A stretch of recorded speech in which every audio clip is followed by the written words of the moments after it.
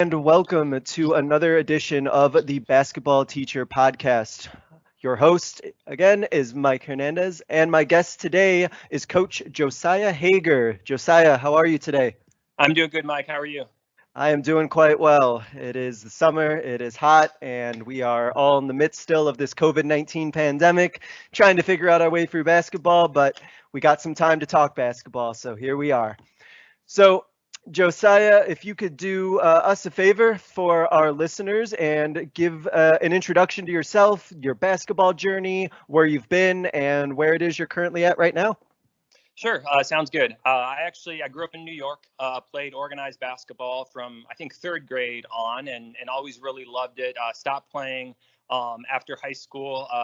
I think early on, maybe junior high, really had a desire to coach, had a taste for tactics and X's and O's, but didn't really know what my path would be for that. I didn't at the time think I wanted to teach, and so basketball kind of got put on the back burner. Went to college. During that time, started working at summer camps, and that transitioned into full-time work at summer camps at a few places around the country. And then about 10 years ago, I came to the camp I'm at now, which is a little bit north of Kansas City, Missouri. And through the camp, actually got connected to a homeschool group in the area that runs kind of co-op classes where homeschool students gather once a week to take classes with other homeschool students. And they had a few sports, volleyball, track, and they had just started basketball. And so someone asked me to help out. That quickly transitioned to coaching. I actually coached the varsity guys and girls together for a few years as we were kind of building the program. And then for the past 7 or 8 years, I've been the head coach for our varsity girls. We run varsity, junior high, and JV for guys and girls for basketball, and that's been my role for that. So it is actually a homeschool team, 100% homeschool students. So, every student that is in your program has to be currently enrolled in a homeschool program, correct? Correct. Yeah. So there's homeschool basketball has grown a lot in the last 10 or 15 years. There's been different tournaments and different programs, and some have kind of a sliding scale. You'll see a lot of smaller private schools that might have half homeschool students, but we're 100% homeschooled, and most of the tournaments that we do against homeschool teams are similar. And for those who coach that, are those typically the parents of homeschool kids? Is there sort of a network that allows those who want to coach homeschool students? How does that kind of work? Yeah, I think that's how a lot of it starts out. Obviously, as programs grow, and that there's a lot of really successful homeschool programs around the country now. Kind of the on the guys side, Justin Jackson, who played at North Carolina and is on the Mavericks now, I believe, was a homeschool student that we played against. He was out of Houston, and so there's in some of the bigger cities, there's really highly developed. Really elite coaches that have been brought in from other programs to coach that. But the vast majority of the homeschool teams around the country are parents, are other volunteers like myself. I'm not a parent of a player, but and it just kind of builds. And if it takes hold, then hopefully it starts to continue to build on itself. And you just kind of grow as the program grows. So yeah, I'd say the majority of the teams that we play are parents or maybe a generation past. You know, they've had kids that have all moved through, but they love the game and they love the kids, and so they stick with the program. And that's fascinating because I think a lot of people might not realize just how big of a network there is for homeschool and homeschool sports. I know a lot of us are really familiar with things like AAU and organizations like that, but the fact that there is such a wide network for those students who are participating in homeschool sports, I think is a great opportunity for them. And so, with that, before we kind of get into the theme of the questions I wanted to ask you, just going back into talking about those homeschool teams, obviously coaching students who are maybe in a homeschool environment are going to be different than those who go to a traditional public or private school. So in your experience, I know you've primarily just worked with homeschool students, but what are some unique challenges and opportunities that you feel come with coaching a homeschool team? Sure. Well, I think the most practical challenge that comes with it is we have really limited practice time. You know, the cliche of the homeschooler just kind of being at home all day. In my experience, really, it's not been true. They have their hands and they have their time in a lot of different activities. And then as homeschool, kind of bouncing back to what we were talking about before, as homeschool basketball has grown, since we can't have 5A, 3A, those kind of classes, the country is pretty much split into Division 1 and Division 2.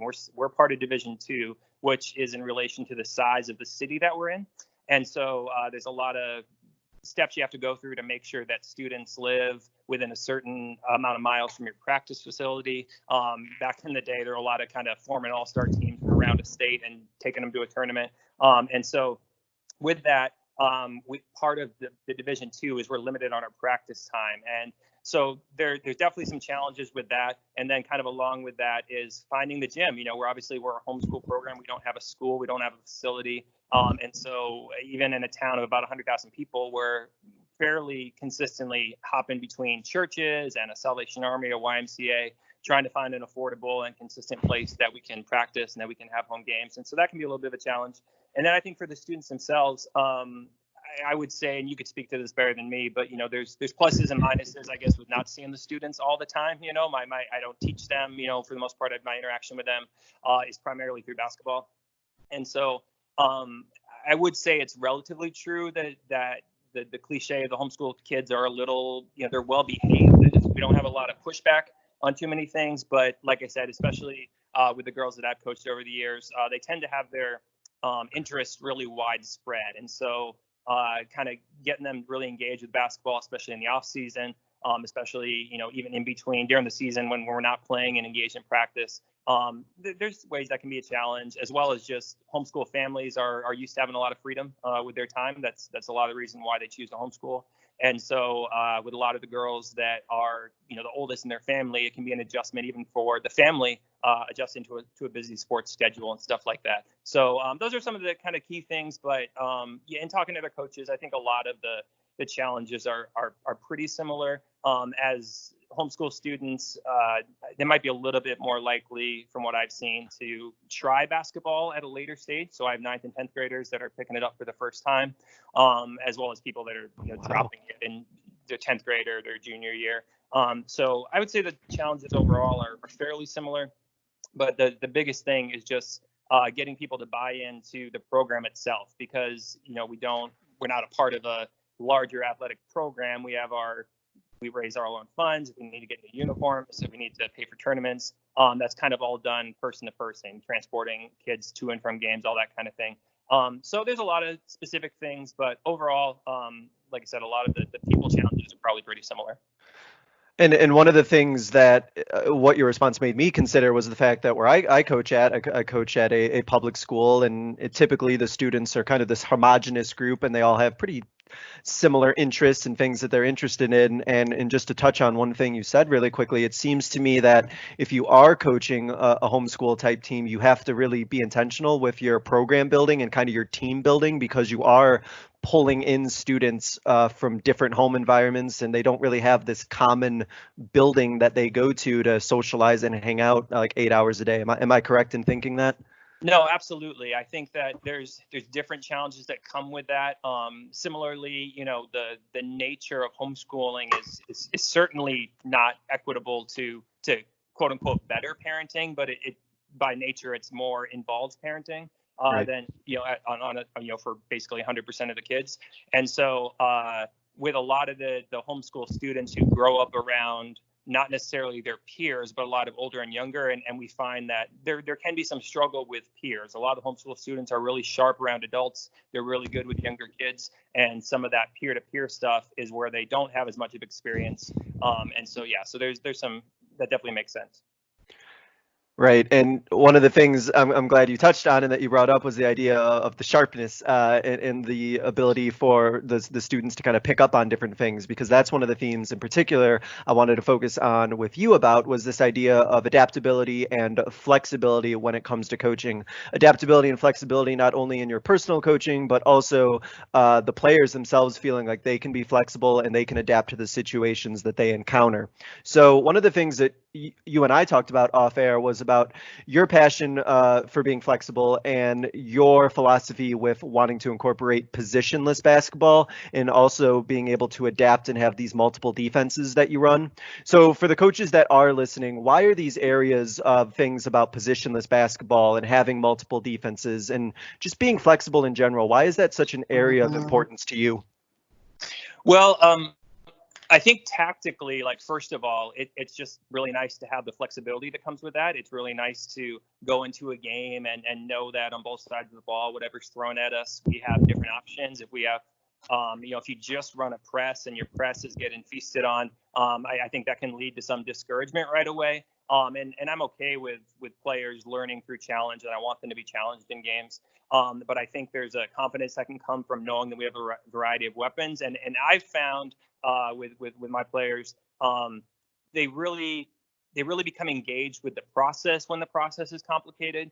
They really enjoy the fact that it's complicated. It helps them think the game really well, especially for those that maybe they picked up basketball a little bit later, or they're a little bit smaller, or not as quick as another player. They're working really hard, and so they can really kind of catch up a lot with the mental game. And ultimately, especially on the defensive side of the ball, everything comes down to zone or man, and then of course whether you're pressing or not. And so a lot of it is different looks that kind of hopefully will throw the offense off their game a little bit. I'm a big believer in pressuring the ball. I'm a big believer in not giving them that first pass that they want to get the offense started, and just having a lot of variety that we can do. There were times this year where we just ran the James Harden defense, just double a girl every time, and make somebody else beat you.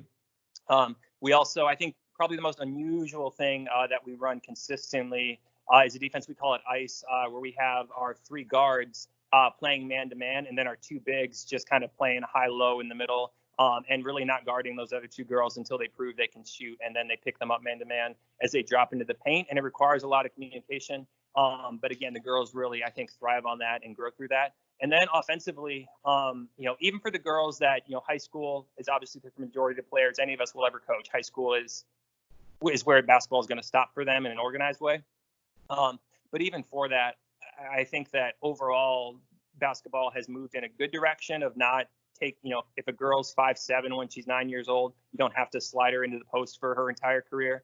And letting players really evolve as ball handlers, as passers, and as kind of thinkers of the game. I found that in my first couple of years when we were playing a more traditional style of bigs and guards, we would end up with players playing on the block that didn't really understand the flow of the game. And so defensively and offensively, just reading the floor, reading what a teammate is doing, reading how, if the ball moves here, how does that affect the floor over here? And so just giving the freedom to play different positions, to be a ball handler, to be a driver, to be a passer, and to be a shooter from all positions really makes us tougher to guard. And it also, like I said, really engages the girls mentally, which is, I think, the most crucial thing.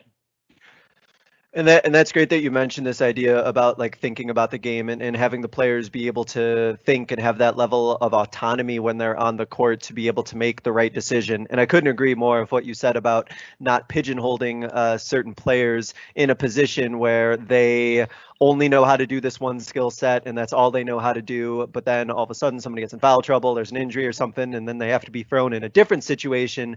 And then all of a sudden they're not quite too sure what to do. But with your philosophy, it seems like if they're able to know the game and be able to understand what's supposed to happen, they can fit into those different roles. So with that, is there a certain philosophy that you have right at the beginning of the game? I know that you allow for some flexibility. I know if in a positionless offense there's a lot of freedom, but like, are you gonna press right away and see how they handle it? Are you gonna just go into your half court defense? Do you have a certain philosophy when it comes to that at the beginning of the game? Sure. So what tends to happen, the way that we kind of make it fun and make it engaging right away, is we have a pretty good athlete that would be our five, would be our center if we played traditionally. And so we're pretty confident we're going to win the tip most of the time. And so our standard operating procedure is that we win the tip forward. It goes to a guard. We have two shooters sprinting down the wing with some back screens coming, and we shoot a three within 5 seconds of the start of the game. If it goes in, we go into a diamond press. If it doesn't go in and we don't get the rebound, we drop back into a half court trapping press, and then slide into man from that. So that's typically how we begin. And then the first couple times down the court, we'll stick with that depending on whether that first shot went in or not.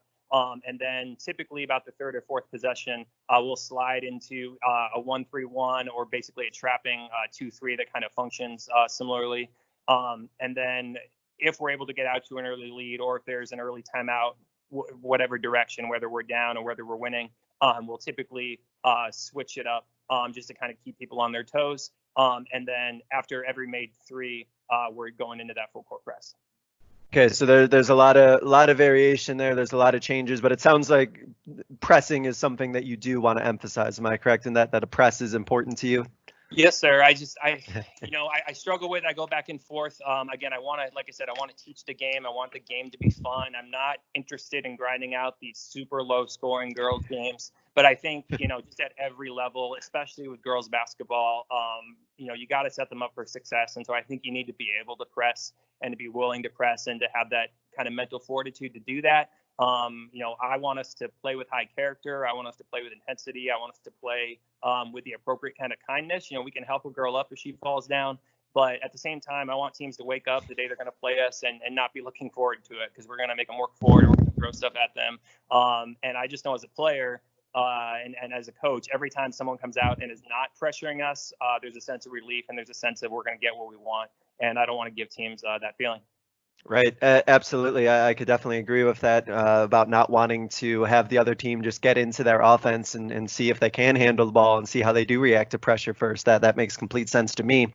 So with the idea of implementing this positionless basketball on offense and having multiple defenses, presses, half-court traps, and all these different sets, it would seem to me that you would need to have players themselves that could recognize these different situations and also be able to take advantage of what they see, what they read the defense doing, know what to do in certain situations. So one of the complaints, for lack of a better term, that I hear a lot of the time is that the players themselves don't really have the knowledge of the game in order to read that defense or to be able to understand when to do this trap or when to make a certain decision. So how are you able to get your players to be those thinkers on the court so that they can adapt and adjust and be able to make good, sound decisions when they're playing? No, it's a great question, and it touches on some important things that you've already mentioned a couple of times. Number one, as you mentioned earlier, is you got to be committed as a coach to giving time to all the players. It's just really easy, especially as you go into your season. I don't know about you, but I kind of grew up with the expectation that if you were the 7th, 8th, 9th person on the bench, you just have to pay attention and know what to do, and you might not get a lot of reps doing it. And there's a time and a place for that. But I think for the most part, you got to be committed to rotating people through. And then philosophically, how we do that is we run 90% of our offensive and defensive drills totally 5-on-5 at game speed. And that way, as you said, equipping girls to really know how to recognize stuff. I don't understand why coaches are ever not teaching offense and defense at the same time. Whether you're teaching a dribble drive move, whether you're teaching an offensive play, a baseline out of bounds, whatever it is, you're always teaching both at the same time, because that's how basketball works. And so as we understand what we're looking for in kind of a free-flowing, kind of non-committal offense, that we're looking to drive and kick, we're looking to drive and dish, we drive, and if help comes, you pass to where the help came from. We know that there's a back cutter every time the drive comes from the wing. All those kinds of things that we know, the more that we see that on defense, whether a team's running a free-flowing offense, kind of read and react, or if they're running plays, we've seen more stuff, and we can start to recognize more stuff because we're comfortable, and we get less caught up in trying to read the specific play as much as we read the danger areas. We read what are they trying to get. I think sometimes we get so caught up, especially as we play man-to-man consistently, which is important. You have to have that man-to-man foundation. But fighting over screens, going under screens, blitzing screens, whatever your philosophy is on that, I think sometimes teams get a little caught up in the wrong kind of hustle, as opposed to just like, what are they wanting to get from this? How do I take that away? How do I nudge them towards what I want them to do, the kind of shot that we can live with if they're going to get a shot in that possession? And so I think it comes down to, like I said, really being committed to giving reps to everybody, really being committed to constantly be teaching both sides of the ball to stop and demonstrate how something works, or if something was missed, or why something worked. And then honestly, a lot of it comes down to giving players confidence as well as permission to fail. We talk a lot about make a mistake because you did something, not because you didn't do something. We can live with an aggressive play or an aggressive pass or an aggressive shot off of a rebound. I can live with those kind of things more than that kind of stagnance and like fear-based basketball that sometimes happens. And so I think if players feel, together and from their coaches and from their teammates that we're in the same boat, that we know what we're trying to do, then that leads to the kind of confidence that leads to good decision making. But again, you have to understand as a coach, and certainly with our parents as well, who sometimes honestly get confused, that there's a purpose in this, and it's okay for us to learn through mistakes. Again, I think every player knows it's so important to do work outside of games, but the amount of experience and the value of playing in any game, any minutes on the court is so valuable if you approach it right. And so, like I said, I really want girls to feel like they can make, errors of commission, mistakes of action. And we're going to live with that because that's what we're committed to do. And we're going to go back and win the next possession. Well, absolutely. With so many of the things that you just said, I'll just touch on a few. The first off about the one that you asked about the 7th and 8th person. I'll just say for my team right now, if you're the 7th or 8th person, you're playing because the other 5 they're running themselves. They're running themselves hard. And my philosophy is if you don't need a break and you're a starter, you're not working hard enough because you should be out there busting your behind. You mentioned too about the permission to fail, and I feel like you have that mindset, which I totally agree with, that if you're not making mistakes, then you're probably not trying. I mean, you're doing something wrong if you aren't making a mistake.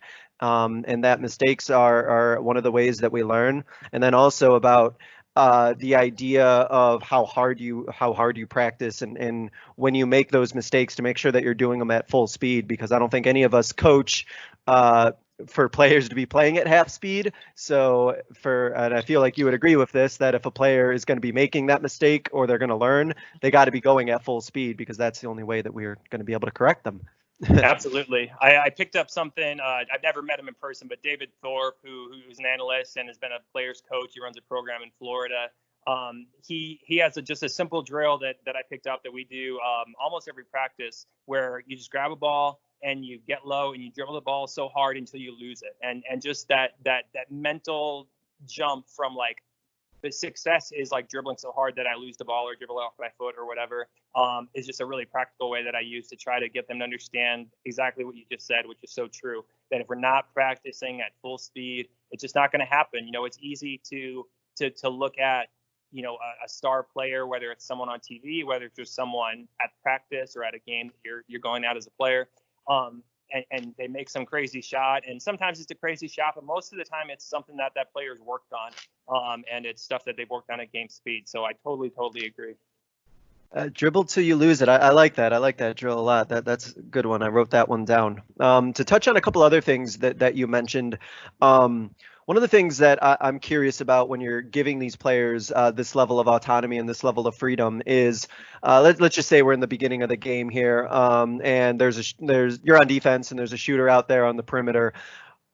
Is there any sort of level of scouting that is going on beforehand? Are you just having your players close out hard, kind of sag back a little bit? What is the level of sort of preparation or like feeling out process in that beginning when it comes to like those like split second decisions? Obviously, you adjust towards the middle and the end, but is there a certain sort of philosophy you have right there in the beginning for situations like that?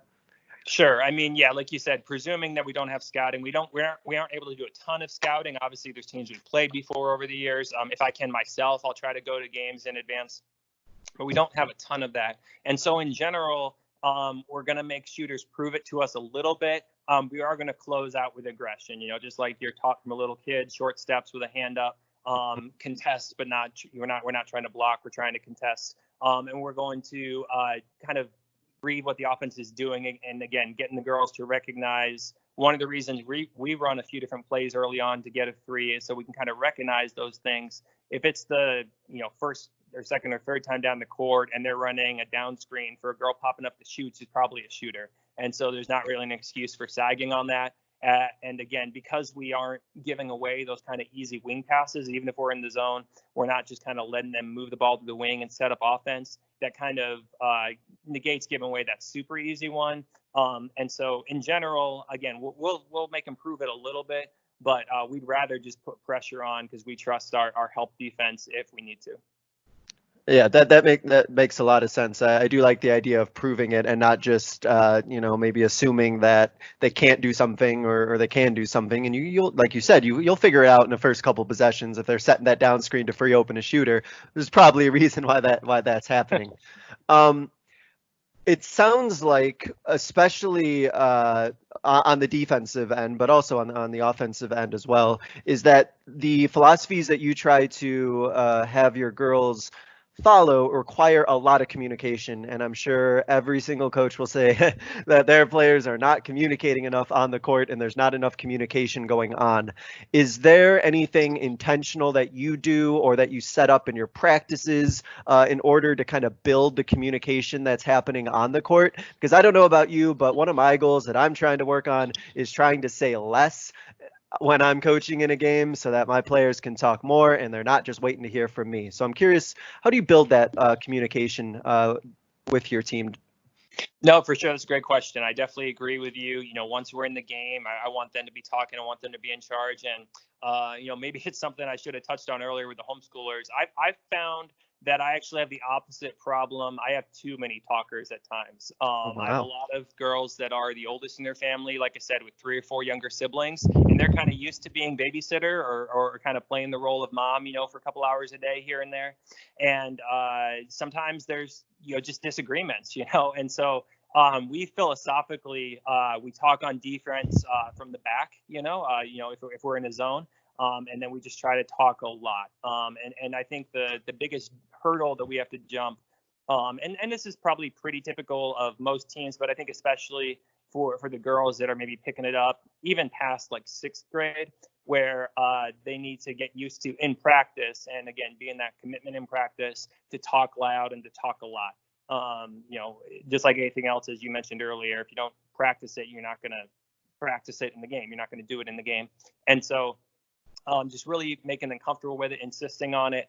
I don't think there's a right or wrong approach in this regard. I'm not really a yeller at all in practice. I yell to be heard in the games. That's just not my style. I could maybe improve as a coach in some ways in that regard, but that's just not what I'm going to do. But I will make us run. I will make us deal with consequences when we're not talking in practice. And then it becomes really natural. And then, like we touched on earlier with autonomy, part of autonomy and part of the team buying into each other is, again, we say talk from behind. And so the player behind you has the right to decide what we're going to do. Again, unless we really know a specific situation and we're always blitzing a screen or always switching a screen, you may think you don't need to switch. If they call switch, just switch, and trust her and trust your teammate, whether that works out or not.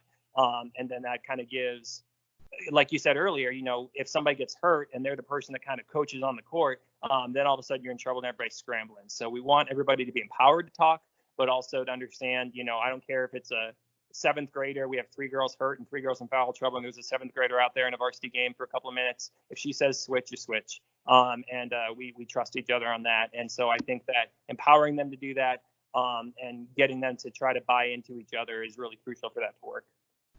Well, I love the idea of empowerment and giving the players on the court that power to feel like they're able to make those decisions. Is there anything intentional that you have to do in practice in order for them to know that they need to communicate? Or is it one of those things where every single drill you make sure that it's happening and then you stop it if it isn't? Is there a teaching moment that has to take place so that they know how to communicate or what they're communicating? Because one of the things you did say was that some of your girls that you're coaching don't really come in with a lot of basketball knowledge. So it seems to me that there also has to be a little bit of teaching of the game and almost teaching what they need to say.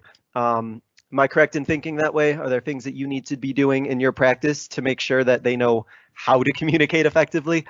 Yeah, absolutely. I mean, that's really important. I'm glad that you touched on that because, like you said, because they maybe don't have that experience, we actually will start the season. We'll do kind of completely non-basketball related, take a few minutes and do more of like a team building drill, whether it's a puzzle, whether it's a kind of a drawing game where 2 people are sitting back to back. And I won't get into all the details of that, but the philosophy behind it is, if I'm trying to tell you to draw a slanted square and to you that's a rhombus, right? Okay, it doesn't really matter which one it is, as long as we're talking about the same thing and we know what we're talking about. And so whether they come in with a lot of experience or whether they come in and they have no idea, I've literally have girls who are like, how do you know who won the game? Like I've had like a great girl be like, if you don't know, you don't know. If you haven't been around it. And certainly, even offense, defense, screens, basic stuff.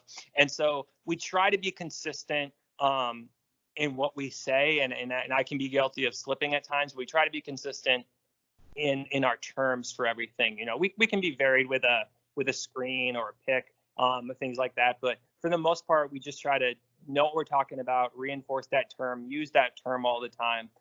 Again, if we're blitzing screens, if we're switching screens, all those basic things, and as well as taking time at the early part of the season. We all want to get into kind of the nitty gritty, but taking time, even as they're running through a layup drill, I'll be talking to a girl as you're watching and as you're going things, or having an assistant coach do this, and just talking through basics and reinforcing and quizzing people on things, so that in a game, I have a lot of really honestly well-behaved girls who may not be as willing and maybe a little scared to speak up if I said something in the game and they're not quite sure what I mean. And if they mess that up, that's kind of on me. And so really making sure that we understand what our terms are, consistent on our terms. We can call a screen whatever we want as long as we know what we're talking about.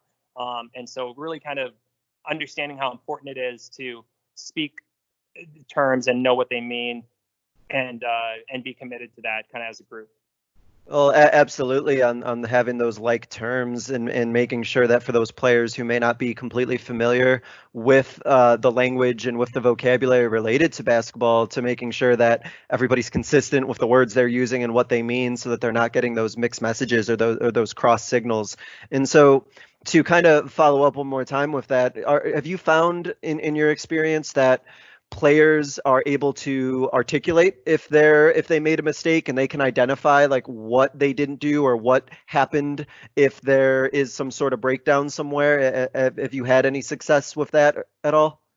I have. I will say, and again, I'm so glad you asked that, because I think with a lot of kids, and I'd love to hear your thoughts on that too. A lot of kids, they mess up, and they realize they messed up, and so that makes them feel down. And so getting them to understand, like, hey, a year ago, or in some cases, 6 weeks ago, you wouldn't have even known that you messed that up. I've had girls like be a few degrees off on an angle for a down screen and know that they're wrong, or they just completely flub a pass, and they throw something out of bounds. They do something really obviously bad. But even with really small things, at first they tend to get super dejected, because they're like, oh man, but they're feeling that way because they're actually growing, and they're understanding why that's a problem. And so being able to kind of turn that around for them and say, hey, like, not only is it not a big deal that you screwed up, because like that's what good players do at times, but it's awesome because now where before I had to tell you and I had to explain what you did wrong and why it was wrong. And now before I need to tell you. And I think that, again, goes back to empowering them and then understanding. And then obviously we all love to see when they have tangible growth in a positive way, and they see shots going in, or they see how a defensive rotation works for us. But it works on the flip side as well. And I always try to encourage them, when you recognize a mistake, often that's because you're growing as a player. And getting them to understand that can be a hurdle. But when they do, I just think it really opens up a lot of understanding and real love for the game as they start to kind of see those pieces of it.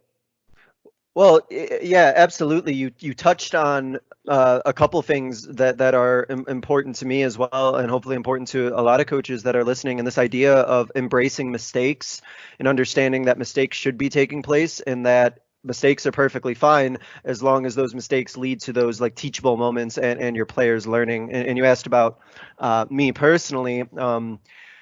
I adore it when a player can tell me what they did wrong, and if they can tell me the mistake that they made before I even have to say anything, like we're really in business. Because at the end of the day, I think that most coaches would agree that they put the players on the court that they trust the most, more than maybe anything. And so if players make mistakes, but then they also can identify why they made that mistake, probably they can fix that mistake, and that builds a lot of trust. At least for me, that's how I personally feel that way. But you're so right about embracing those mistakes, and it's okay. And I think that one of the disservices that I've seen, and you can touch on this too really quickly if you've seen this as well, is those times when you're coaching, and I'm guilty of this, when a player makes a mistake and all of a sudden it's like, well, you're out, you're done. And then it's like you try to build this culture that they can make mistakes, but then all of a sudden they dribble the ball off their foot and you're just pulling them. And I think that also could send a mixed message. Absolutely. I totally agree. It comes down to commitment. Like you said, I've definitely screwed that up at times, but yeah, I try to be, if it's a mistake of action, yeah, I'll try to just let it roll and we go on to the next play. But that's definitely tough to do when it's a tight game and you're in the heat of it.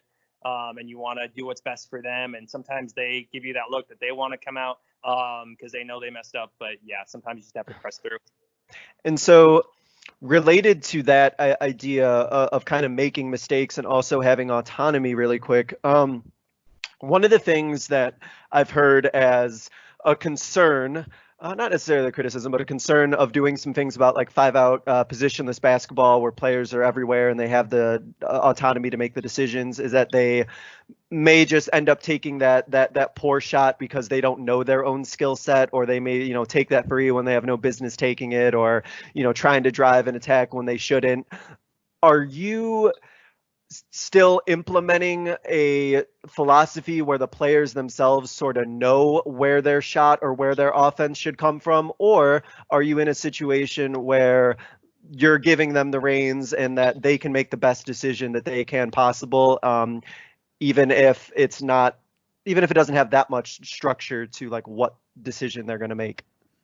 No, it's a good question, and I understand those concerns that you're kind of speaking for. But I would say it's a little bit of both, but it's definitely more so on the side of I want them to kind of learn as we play and learn as we go, and we grow and we get better through playing at game speed.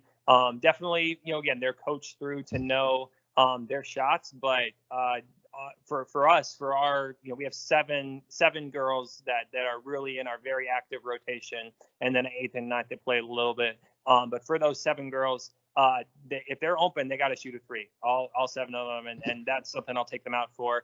If they're wide open and the defense is sagging, we got to prove our willingness to do it, or else we just become way too easy to guard. And similarly, if there's a driving lane there, if they're putting pressure on you, you got to move the ball, you got to drive. And so a lot of it comes down to we just practice drive and kick all the time. We practice drive and dish and drive, penetrate and kick the ball to the corner, to the wing. That classic driving baseline. If you drive baseline, that passing to the opposite baseline is pretty much always there as an outlet. So giving them confidence to where the ball goes if they get cut off. Working really in detail on how many dribbles can you have, do I know that I can get to the spot I want to get to in this many dribbles to get to a step back, to get to a layup, to get to a floater, whatever that may be. And so, yeah, really getting them to feel empowered and again to make those reads. But I'm okay with them making mistakes of commission again. Well, and that's so true. What you said is that you would need to get the defense to respect everybody to potentially be a shooter, everybody to be able to drive, and that for basketball to be truly positionless and truly be free flowing, there does have to be some sort of level where the players could potentially do everything, and that kind of creates the unpredictability and kind of the fun in it for the girls and the guys who run this sort of set to feel they kind of have that freedom to make the choice that's best for them. So that's great. Now, yeah, and I will go just, ahead. Sorry, follow up on like Oh, we also just take a lot of time to make sure the girls understand again the reasons. So we found over the last few years as we break down our stats, we're rebounding missed threes at a high rate. Our own missed threes. And so we play a very aggressive offensive rebound style. And so that's another reason why we're okay with those. We have 3 or 4 really good shooters and 3 or 4, just kind of average shooters, I would say, from outside. But they're going to make above average if they're open. And we're going to get enough of those offensive rebounds for second shot opportunities that we're okay with that. And since they understand that, again, it gives the confidence. And then I think we see more shots go in because they're shooting with confidence. And nothing demoralizes the opposing team by just killing it on those offensive boards. So I'm sure that could be demoralizing as well. Making coaches go gray, not getting the rebounds on defense. So on the players end, you've given your philosophy about autonomy and the decisions that they can make and why they can make those decisions. Well, there's also the other end of that as well, which is on the coaching end, where you also have to make those decisions, where if your players are going to be really flexible, you as a coach also need to be flexible as well. So the balance between those two, how do you balance making adjustments and potentially going too far and tinkering with things too much versus making those adjustments because it creates the unpredictability that you want? Yeah, it's a great question. It's definitely can be a tricky balance. But again, for me, it really comes down to we trust our players. I loved what you said earlier again about not coaching too much from the bench. I hate watching games, even D1 college games that are just overcoached, where coaches just want to control every possession both ways. I have no problem with offensive and defensive subs and stuff like that, but players, especially at this level, man, they got to learn by playing. And so for the most part, we're going to know our game plan. We're going to know what we can switch to and how we can alter from that. And there have been a few times where we've really gone off board, where we've said, okay, girls, like the only way we're going to have success is we're going to play man the rest of this game from, middle of the second quarter on. But for the most part, we're committed to what we're trying to do, and we understand just exactly what those needs are, and we're committed to that. And so I think as a coach, my philosophy is just to try to not to overburden myself, and not to put pressure on myself in the wrong way. If we've done the job as coaches, I think we'll show up to the game, and our job is to encourage. Our job is to make those tweaks. If there's a subtle thing that needs to be done, but for the most part, we trust the game plan, and we don't adjust for the sake of adjusting. I try to communicate to the girls all the time. Our goal is not to be complicated or diverse for the sake of it, or it's not a gimmick. It's just our philosophy of how we're going to play. And so when we show up to a game, our girls know what to do. They're empowered to call plays. Sometimes the girls will call switches, baseline out of bounds, stuff like that. And so we're just going to do what we are there to do. Well, I think it's so funny that one of the things we talked about was players. One of the common concerns is players not communicating too much on the court, and yet the coaches during the game are doing all the talking, not leaving much room for players to talk in the first place. So there seems to be a direct correlation to that. And so in your experience, having done this for quite a few years, do you find that you are kind of the outlier in terms of the teams that you play against? Are some of these other teams really embedded in a certain philosophy and certain style that they try to drill at you no matter what? Or are you finding that there's a lot of flexibility and there's a lot of adjustments that other coaches are making and it's more of a chess match? How do you kind of see that with your coaching experience so far? Sure. I definitely a little bit of both. I should mention about 90% of the teams we play are not homeschool teams. Pretty much outside of tournaments, we're not playing homeschool teams. So it's public schools, private schools that are on our schedule. And for the most part, we see a lot of teams that are willing to switch from man to zone. And I'd love to hear your thoughts. I think with girls a little bit more, there's a willingness to adjust between those things, whereas guys tend to be, and in a lot of ways for good reason, tend to be committed to just playing man 100% of the time, outside of maybe a baseline out of bounds or things like that. And so I do see a lot of switches in how we're defended. We don't see a lot of changes in how girls play offense. I find that whether it's a lot of set plays or a lot of that kind of read and react offense, it tends to be kind of one or the other. One of the reasons, again, that we like to be flexible is a lot of the teams that we play are used to playing against teams that play man all the time. And we can see some teams that would prefer that we play them man. I think as a coach, even though man is tough, I think if you run against man, that tends to be the most identical to what you've practiced, because, kind of if you position yourself properly, the defender is closest to where you practice that defender to be. And so I would say we see a little bit of it, but mostly on the defensive end. Right. And so you mentioned a couple things there about the willingness to kind of play man and zone and being able to switch those up. I feel like a lot of that comes down to almost like your team chemistry and the trust that your team has in one another. I found that some teams that maybe are not well disciplined or maybe not necessarily well coached are going to do man because the players don't necessarily trust the other members of that team to do their responsibility on like in a zone defense, for example. And so I think that it kind of speaks to something that we talked about a little bit earlier about needing to kind of build the communication and needing on a greater scale needing to build a trust within your team where those girls in this situation are going to trust one another to be able to do their responsibility and do their role when they're on defense. Am I correct in that assessment? Yeah, absolutely. Absolutely. And so I think that it's great that there's a lot of opportunities again for the girls in your team to be able to make those decisions and be able to kind of adjust and do things the way that they see fit. Is that been your philosophy the whole time that you've been coaching? Is that something that you've sort of picked up more as you've continued your coaching? I should have asked this a little earlier, and I apologize. Has this been always been your philosophy, or is this something you've sort of adapted over time? No, sure. No, it's a good question. I think early on, like I said, it was a very new program when I came in, and because we're still not part of a league, and so there would be times in the early stages of our program where I would have 6 girls from 6th grade to 11th grade, and we would try to book a game, and they say, well, we'll play our varsity against you if you want. That's all we want from you, or whatever that may be. And just getting creamed, athletically or whatever. And I'm okay with girls really being challenged, but some of it really started there, just in terms of, at first my mindset was play man, play man, play man. They got to learn how to play man. And I still believe that philosophically, that they have to know how to do it.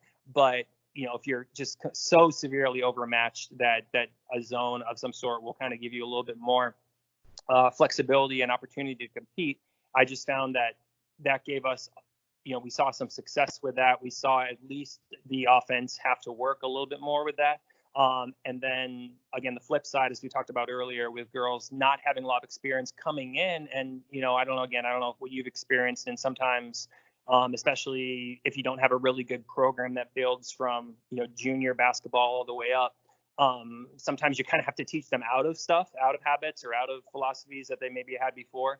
And so since we didn't really have that, I just realized that we kind of play a sort of different brand of basketball that could really be something that we could identify ourselves as. And again, they could take some pride in. So it was a combination of things, but again, started just with personnel and then really became philosophy. Well, it's so true what you mentioned about the habits and potentially the unlearning of bad habits in order to teach the good habits. I'm in the same boat at my school where I'm starting ground up, so my players don't have to necessarily unlearn bad habits. I can the way that I see fit and the way our program sees fit. So there is a bit of an advantage to that, which obviously we appreciate. And I think that one of the things that is interesting that we mentioned was how players, to think of how to word this correctly, basically need that sort of, and they're going to need to get that environment in order for them to, I think, get the support. I think they need to feel control of what's going on, and they're just not necessarily at the of their kind of barking instructions. Yeah, and go ahead. No, go ahead. Sorry, finish your thought. Well, this was in addition their thoughts and their views is that, or most in the public education, your players are constantly be changing, homeschool too as well. Can't necessarily just impute the philosophy no matter what, because you might not have those players to do that philosophy. So I think like being flexible and being adaptable is really important. Absolutely. I totally agree. Just take the players and you're responsible for them, whether you have them for a semester or for 5 years. You just do your best to raise them to understand the game and to love it. And that's all you can do. Absolutely. Well, Coach, we're going to conclude with a couple questions here to kind of wrap up. So is there a coaching moment that you've had in your years of experience? Anything from the practice floor to the game floor, anything related to coaching, any particular moment that you had that you think others who are listening can learn from? Well, I think what immediately jumps to mind, there's been so many things that I've learned from players, so many times where a player has, in the right and respectful sense, kind of pushed back on something, and that's been really cool to see, and just kind of made an aggressive move or called a play or suggested something. But something that happened a few years ago, we're getting towards the end of our season. We were gearing up for our homeschool nationals tournament, and there was an opportunity that opened up with a high school team in our area. They were one of the best teams in the state. They had 3 girls going to play D1. They were an elite team. They were just a few steps above us in terms of competitiveness, athleticism, size, just everything. And I had a young team, and we talked amongst ourselves as coaches, and then we talked kind of openly with the team about what this opportunity was, kind of right before the tournament, knowing that would be really tough. And we decided to take it on, and we worked so hard preparing. And we stuck with them for about 4 minutes before they kind of blew it open on us. But then we went to the tournament, and we won the tournament kind of going away. We had one tough game for our first round. And from there on, we played with a confidence and a boldness that I just never seen the girls play before. And I think the reason that happened had nothing to do with me, had nothing to do with coaching, but just them being on the court with these super elite quality players, and getting beat, but understanding this is still just basketball. This is still, you get good shots and you make them, you're going to have a chance of competing. If you play good defense, you're going to have a chance of contesting. And I think that just really kind of freed them of a lot of fear. And it kind of gave them, in comparison to a team that was, more on our level, but still a tough team that, that would probably go 5-5 if we played 10 games against, and just really going out in a game like that and playing with a ton of confidence, because you can hang with anybody. You maybe can't beat anybody, or at least not very many times out of 10, but we can compete and we can hang. And I found that for me, just going forward, I think as a coach, especially since we're not a part of a league, we've turned down some invitations because it just hasn't made sense for us. There can be that temptation. We could book a soft schedule and have an undefeated regular season. There are some years that we could do that or get close to that. But there's so much value in playing tough teams. Again, you don't want too many games like that if you can help it, but to really get a chance, like a lot of, because we're not a part of the public school program, you don't always have that chance to really play up a few levels. And so really, I think taking that opportunity both immediately in that season and then going forward for those players that were a part of that was just really fruitful. And so we found that we can get an elite team that is willing to play us. We'll do it, because that, I think, really emboldens players to understand that this is still just basketball. You step on the court, you compete hard, and it's about being proud of yourself at the end of the game, at the end of the day, more than it is about winning and losing. Well, there's a couple of things that you mentioned with that I just think are so important to take away from, and that hopefully those listening will as well. Number one is that emotional toughness and sort of that mental fortitude that is built when you play those tougher teams, when you play those teams that maybe are a little bit above your level. It really trains you to be tough and really kind of persevere to be at your best. And secondly, is that when you're playing these really good, you're going to see the things that they do well, and there might be some habits that those teams do well that your players can learn from, and they can see the game played at maybe a higher level that's going to help them become better players. I've had situations before of teams that I've coached where we've won a game, and I was more upset after we won than some of the games that we lost, because they had terrible habits playing down to the level of their competition, and I felt that they got more out of a tough loss to a good team rather than a blowout against a cupcake type team. I feel like you might agree with that based on what you just said. 100%. Like you said, just having to step up. And this is just kind of a side note, but hopefully it connects to what we're saying. It kills me how players don't like to play one-on-one as much anymore. I think, and maybe it's more of a guy problem than a girl problem. I don't know. Maybe that's too much of a broad statement. But man, like, just that idea that if I play this person one-on-one and they win, then they're better than me. And just understanding that, playing one-on-one, is not perfectly representative of a game, obviously, but just having to rely on yourself and work on moves against real defense, all those kinds of things. it's the exact same thing. I always tell the girls is play against the best players that you can in a pickup game, one-on-one, with a sibling, with a friend. And then, yeah, exactly. When we're in those games, you start to pick up on stuff, you start to see stuff. And as you said, you really step up to the level of competition as opposed to stepping down, as you said, and winning a game, but being like, man, we did not represent ourselves very well. Absolutely agree. I love the idea of, just play more one-on-one, be more competitive. Don't take it personal, like a loss in one-on-one doesn't mean anything. It's just another opportunity to grow. Couldn't agree more. So to wrap up, Coach, I'm gonna give you what I call like my 60-second soapbox. So what I'm going to allow you to do is I'm going to give you the floor for you to discuss or get an idea out about whatever you want to in the coaching world, anything that you think would be important for listeners to hear, an idea, a philosophy, a mantra, anything that you want. So I'm going to give you the floor. Get on your soapbox. What message do you want to get out to those listening? Well, thanks. And I think something that I just really increasingly care about, I mentioned at the beginning, I wanted to be a high school coach from the time I was in probably 7th or 8th grade, and I had no idea how to get there.